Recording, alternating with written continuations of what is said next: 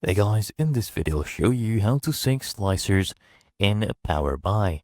So here I have this slicer, okay? It's country, then city, then customer name. So if I click here on this down arrow, we see all the cities in Afghanistan. And if I click on this down arrow, we see all the customers in that respective city.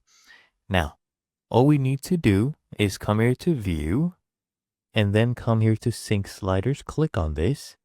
Okay, and make sure that visualization table is selected. Now, as you can see here, I can go ahead and change the visibility on each page. So this one does not have the slicer. Let me show you. If I come here, it doesn't have the slicer, right? But if I come back here and press on this eye checkbox, okay, under the eye, if I click on that, it's also going to sync as well. It's going to add a copy of this slicer to the page and sync it. So I come back here, check this out.